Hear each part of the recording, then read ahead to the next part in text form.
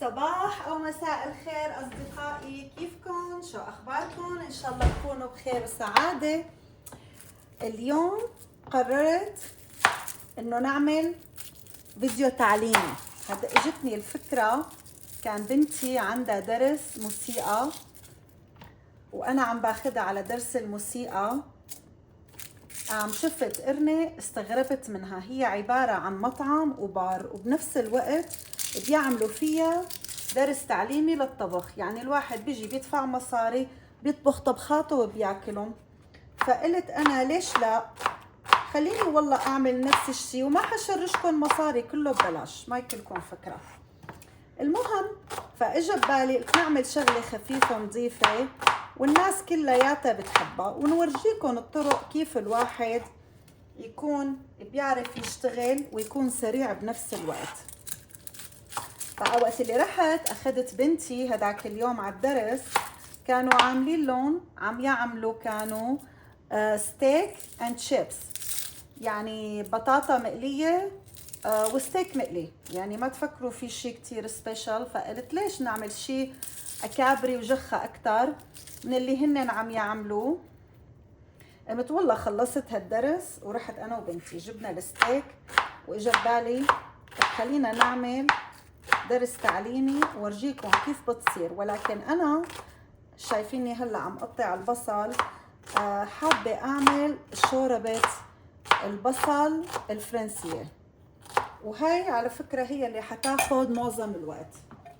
ومشان انا اختصر الوقت قمت شوي حميت النار ورح نحط شوية زيت، وشفتوني كنا عم نقطع سوا البصل ورح احط لها قطعة زبدة. هيك بنكون شبكنا الامور كلياتها مع بعضها.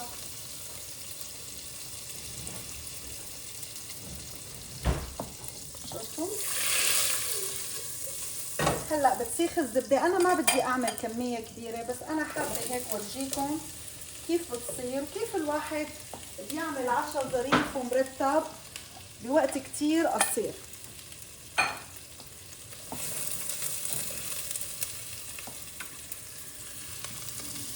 هلا حنحمص البصل لحتى ياخد لون، وبس لياخد لون بنضيف باقي المكونات. خليه يتحمص شوي. شايفين شكله؟ الريحة بتاخد العقل. هذا لسه ما حطينا لا بهارات ولا حطينا شي، بس من هلا مبين الامور كلها تمام. حنوقف شوي وبرجع لكم. وهلا لبين ما ياخد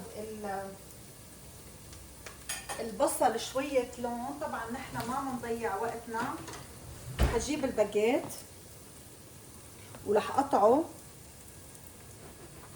مشان نحطه على وش الانيون سوب.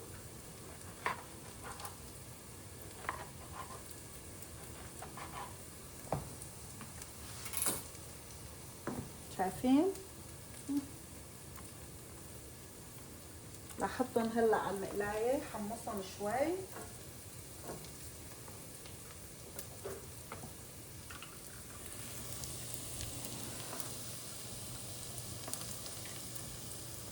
ورح رش عليهم شوية زيت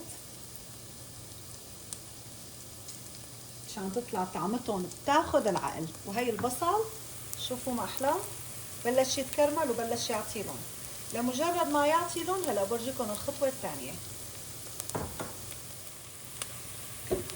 واول ما بلش البصل يعطي لون رح نحط معلقة واحدة طحين مشان وقت نحط المرقة يتعقد المزيج. ونحمص شوي الطحين معها عشان يطلع بشهي. شوفوا ما احلاه.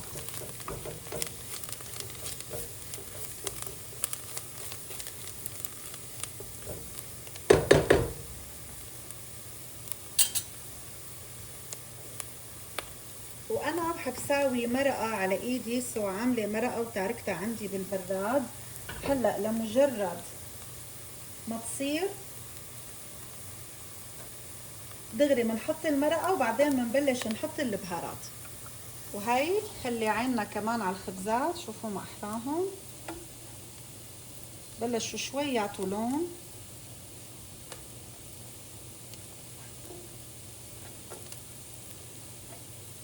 ما تكونوا مضطرين تقلبوهم مثلي، بس انا فدائيه شوي. كل ما الطحين اخذ لون كل ما طلعت اطيب. شوفوا شلون بلش الطحين يصير لونه غامق. يا عيني صار لونه بياخد العقل. هلا صار فينا نحط المرقه، وهيك بتكون هي المرحله خلصت، لانه هي اصعب شغله بالانيون سوب انها بتاخد شويه وقت.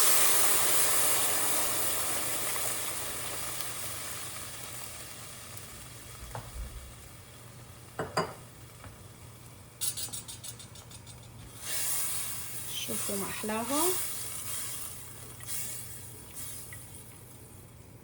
هلا تقريبا هي صارت. متى ما عقدت شوي ببلش انا احط لها البهارات والكريستيني اللي هو الخبز عم يتحمص على النار، وبعد منه ان شاء الله بنبلش بالستيك. هلا اول ما بلشت تغلي حطينا ماجي بقر، فلفل، قرفه، وشويه صغيره قرنفل، وبنتركها تغلي. وهلا بس شوي لتغلي لها شوي بدي اخذها وحطها على الغاز الوسط، لانه بدي اشتغل على الغاز الكبير. هلا رح ورجيكم كيف صار قوام الانيون سوب. رجعت حطيت لها شوي صغيره طحين كمان. باي ذا واي اتس اولموست دان. والخبز كمان شوفوا معنا كيف صار قوامه بجنن. الأكلة هي الابيتايزر على طول معروف عنها بتاكل شغل أكتر من الأكلة العادية. هي ما أكلت يعني 5 minutes ما أخذت، بس هاد أكتر الشي الشغل. هلأ رح انقل هدول حطها على الغاز الصغير وجهزهم هدول على جنب لأنهم خلصوا.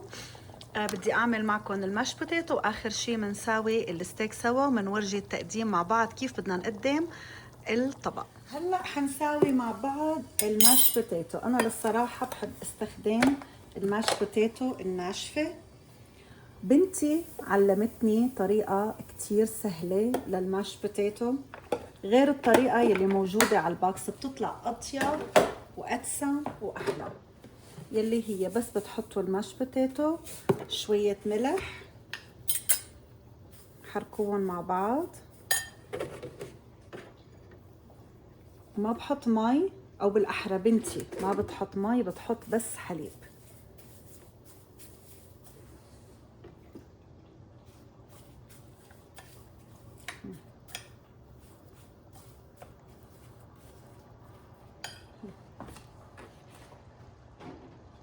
طبعا بدنا نحط زبدة. الماش بوتيتو بتاخد شوي زبدة.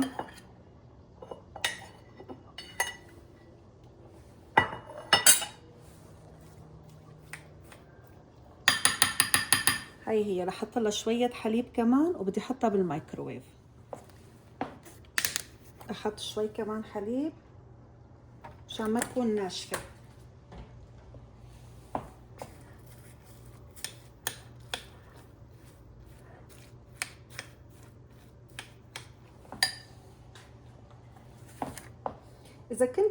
اذا كنت عم بعمل كمية كبيرة بحب اني احطها على الغاز، بس بما انه الكمية قليلة سو هيك بتكفي. بس على الاكثر رح احط لها كمان هذا الزبدة. وخلصت. هلا بدي احطها بالميكروويف.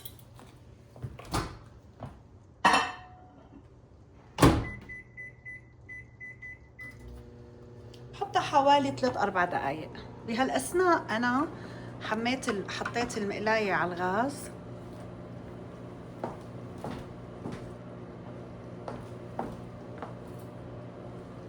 بحط شوية زيت زيتون،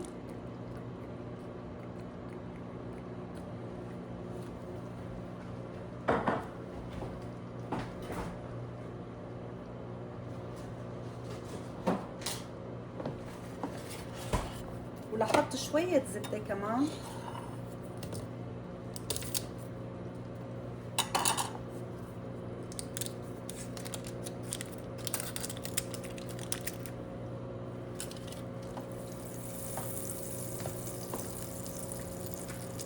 هلا شوفوا لي قطعة هالستيك يلي انا جايبتها. طبعا الميكروويف شغال لساته. شوفوا ما احلاها. رح نبهرها مع بعض. حنقيم كل هالكركبه لانه مو لازمتنا.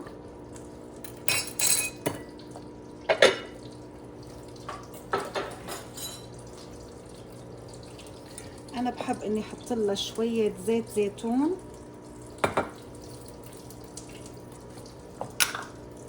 وبرش عليها البهارات وهيك نساويها. يعني كتير شغله بسيطه وسهله.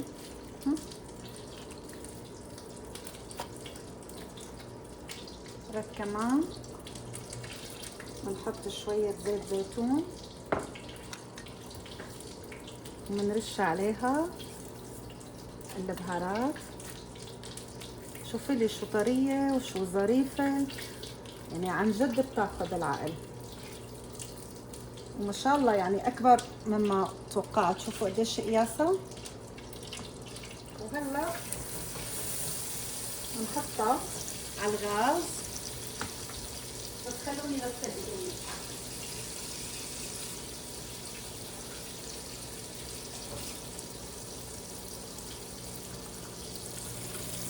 شوفوا لي هالحلاوه. خليت الغاز قوي مشان اعطيها صدمه.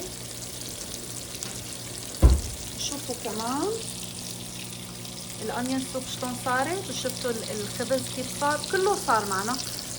هلا كمان بدنا نحمي الفرن مشان نجهز الفرنش انيون سوب مع بعض ونحطها بالفرن.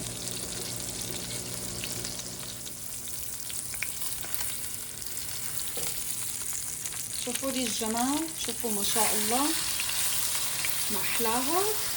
بس هلا بهالاثناء خلينا نجهز الانيون سوب.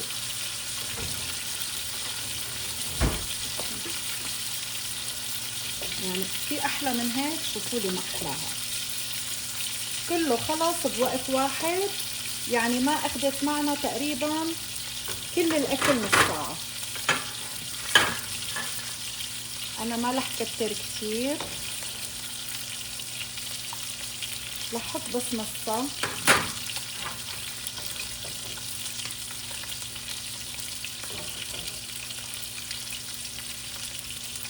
يعني اكثر شوي.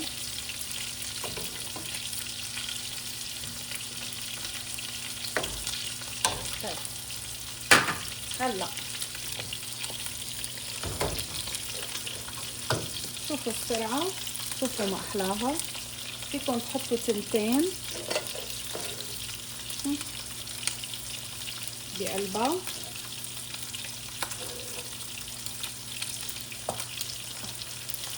انا عندي جبنة مونتجات هاي رح اقسمها.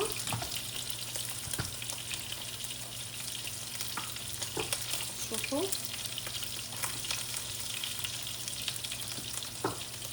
هلا هي كلها بتصير.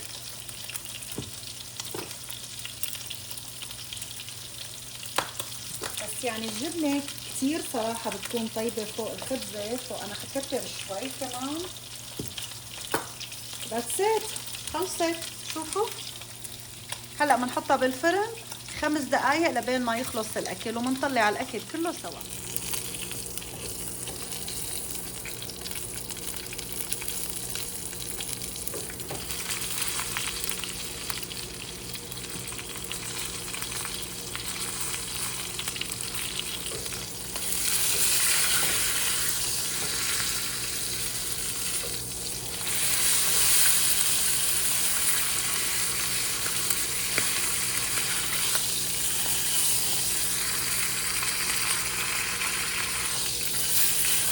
لساتها ميديوم رير.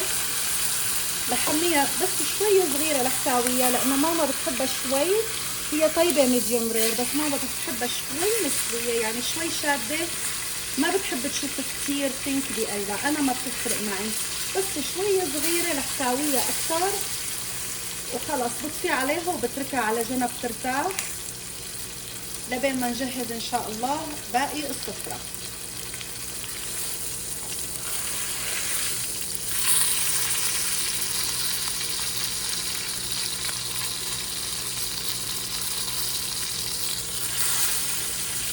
شوفوا لونها، شوفوا يعني ما في اجمل من هيك لون.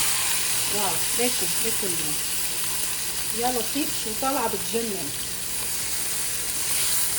هلا احيانا انا بعد ما اقطعها بترك لها اياها شوي لماما، ما بتحبها هيك، بس صراحه هي هيك ممتازه، اكثر من هيك ما عادت طيبه.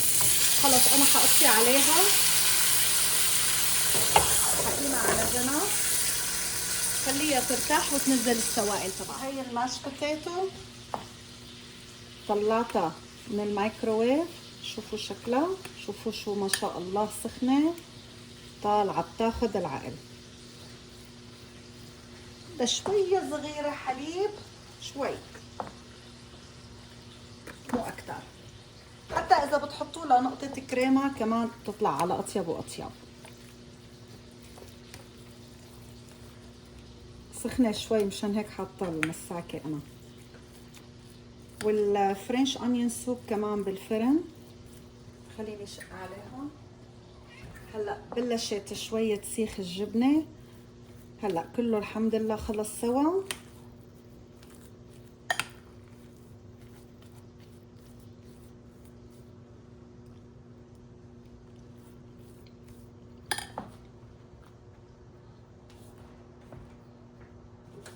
بدها بس نقطة ملح.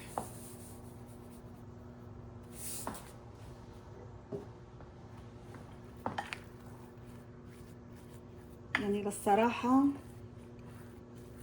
هذا العشاء أنا بالنسبة لإلي ملوكي، ياخذ العقل. روح قلبي أنا هيك أكل، يعني خفيف نظيف أكابري طيب، يعني ولا أحلى من أحلى ريستورانت حيعملكم هيك ماش بوتيتو.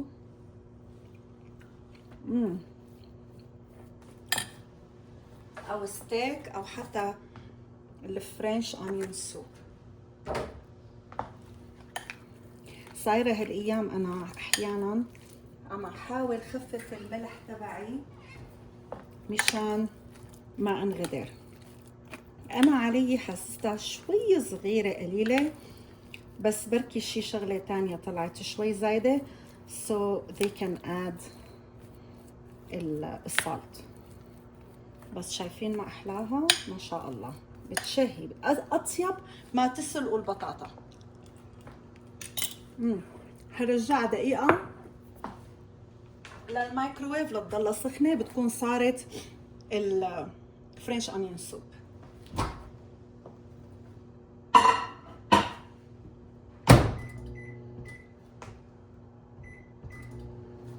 هلا لبين ما يخلص كل شيء خلينا نقطع اللحمة مشان نحطها ونقدمها مع بعض.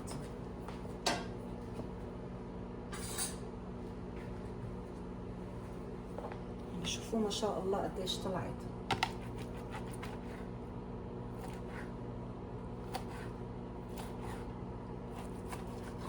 شوفوا لونها باينة معكم.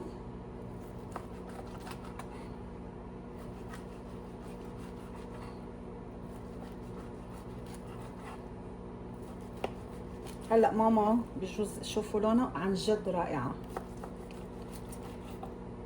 يعني طالعة هيك ميديوم رير تاخد العقل. وهي هاي اللحمة اللي أنا جايبتها ريباي اسمها، يعني هي من أحسن الأنواع. ماش بوتيتو خلاص،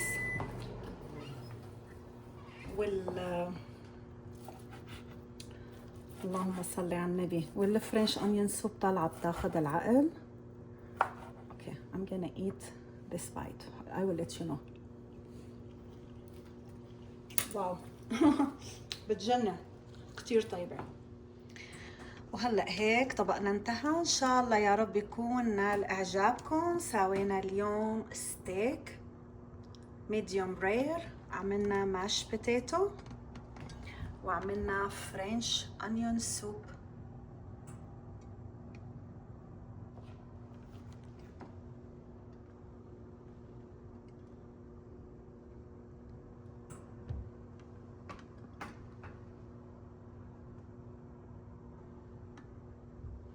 وإذا عجبكم الفيديو ما تنسوني من اللايك والشير والسبسكرايب، وتابعوني فيديوهات جديدة وأفكار جديدة. كل يوم طبخة وكل يوم فيديو جديد وكل يوم أفكار جديدة. معكم صديقتكم قمر،